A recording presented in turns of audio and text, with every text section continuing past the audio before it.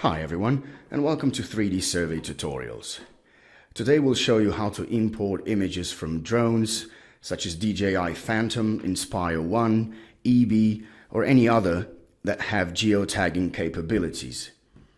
They don't support telemetry, however they will have their images geotagged, which means EXIF data is saved within the properties of a particular image. We'll go and we'll open our 3D survey. We'll go to Images, Load Images, and to see that geotagging properties within a particular image, you simply click the image with your right button, go to Properties, go to Properties within the Properties, and scroll all the way down, and you've got your GPS section written down here. So that means we've got all the EXIF data we need. We'll just OK that. We'll go back to our image folder, we'll select all, open, and we're back to our telemetry importer here. So in our case today, we'll select EXIF data, such as Inspire 1, eBee, or whatever you're using. We'll select that, and we'll click Import. We get all the images to our right pane of the screen, which means everything's fine. You can check that all the images have been uploaded properly. And we go straight to our bundle adjustment. So we've got a few parameters here, same as with telemetry the other day. We'll leave global on. We'll select our flight height, which in our case today is 80 meters. We'll leave guided feature matching off, leave it to normal, click OK. Check your camera properties. In this case, everything's fine. We're pleased with our settings. We'll just go continue and leave our 3D survey running. We'll be back in a few minutes. Okay, we're finished with bundle adjustment.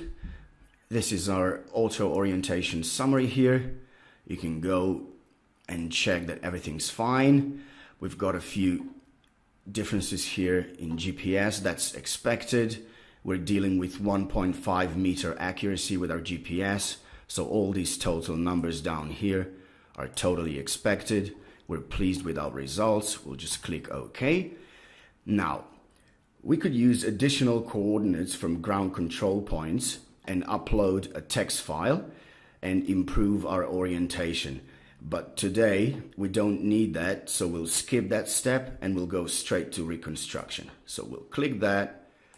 We come back to our properties here for a few parameters. We'll leave our reconstruction level. We'll just put it to high. We'll leave the minimum overlap to 3. We'll leave this checkbox checked and just OK it. And now the software will patch the images together and reconstruct the whole model. We'll see you in a few minutes. Okay, we're finished with reconstruction.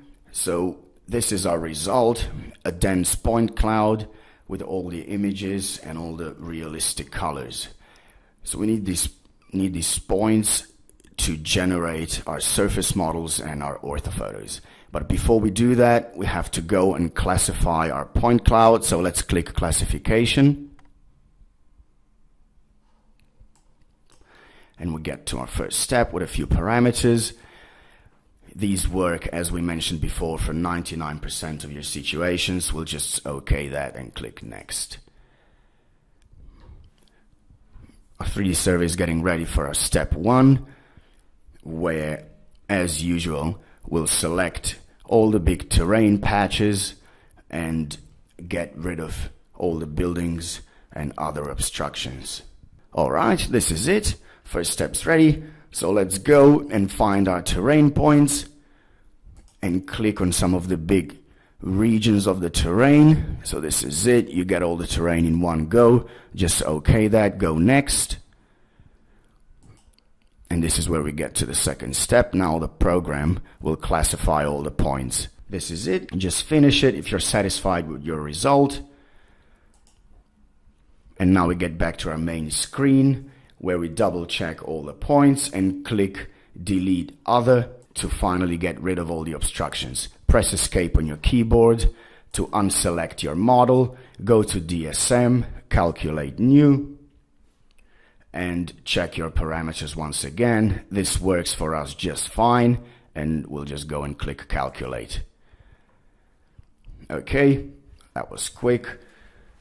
This is our model, nice and smooth.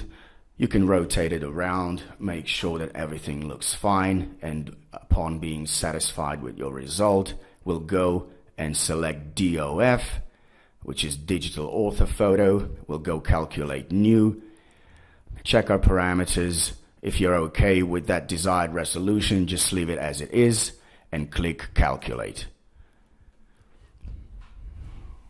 And now all the images get processed and we'll be left with our perfect orthophoto.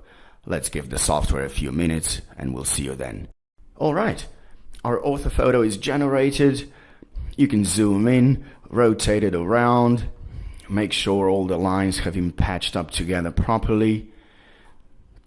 And when you're satisfied with your result, you can simply go on and play with your 3D survey, apply changes, manipulate data, measure everything in 3D or 2D, whatever you want to do. Check our other tutorials to see how that's done. But for now, we'll see you next time. Thanks for watching.